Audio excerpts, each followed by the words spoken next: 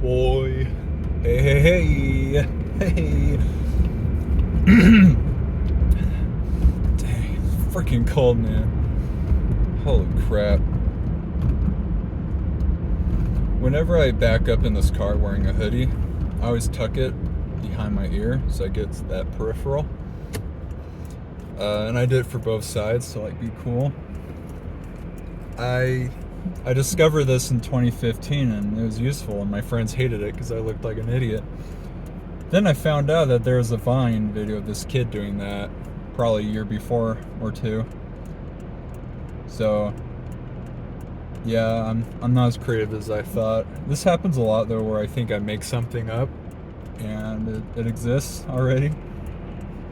Nothing new is under the sun, really. But yeah, speaking of Vine, I never had Vine. I never used Vine. Never knew it existed.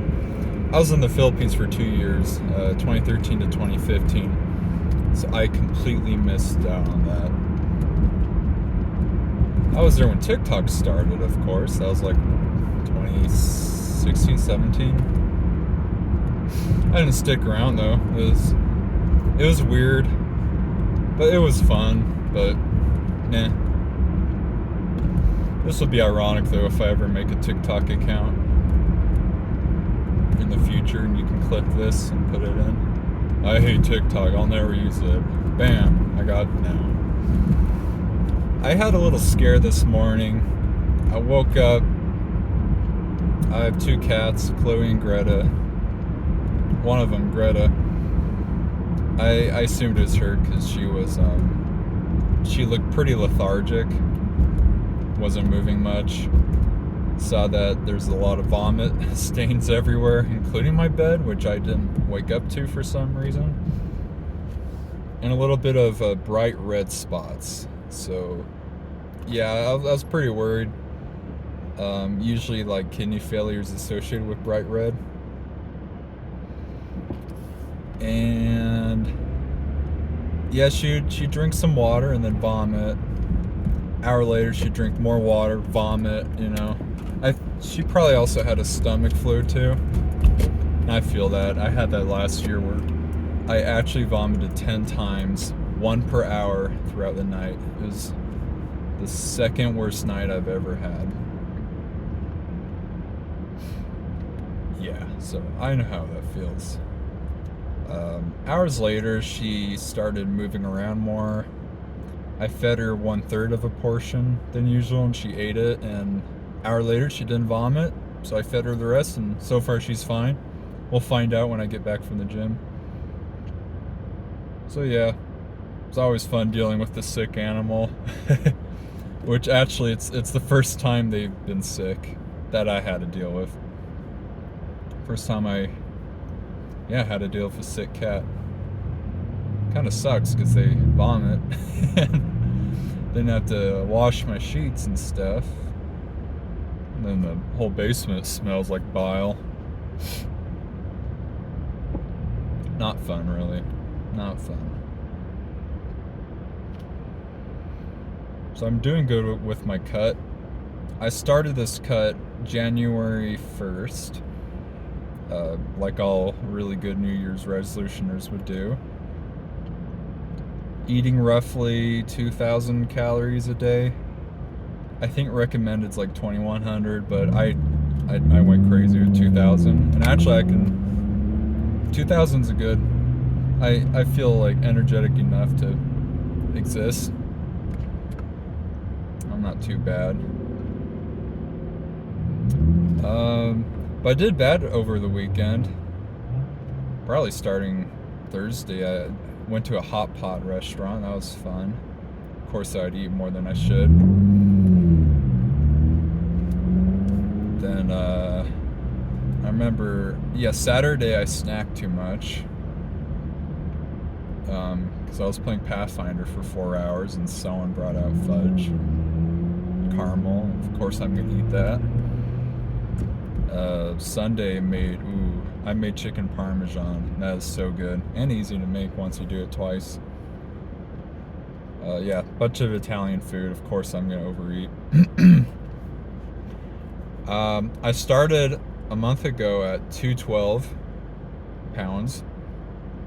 A lot of water weight. I cut through that water weight fast after a couple weeks, and I kind of stagnate around the 204 range. Last night I had a very small dinner because it was very late. I just threw something together without even counting. But I know I got less than 2,000 yesterday, so because I feel really little lethargic, a little bit. But yeah, I'm at 202.2. That is great. And then I mentioned this in a previous video, but I'm competing with a friend. He's 201 right now, so honestly, I'm probably ahead of him because I'm taller, but I'm definitely fat compared to where I was a year ago. I bulked 3 months too long. That was the problem.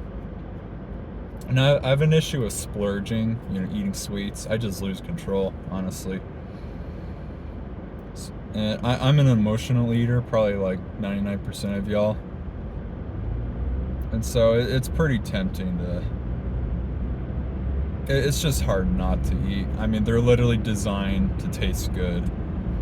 They're literally designed to make us hungry, to spike our blood sugar, and then we want more,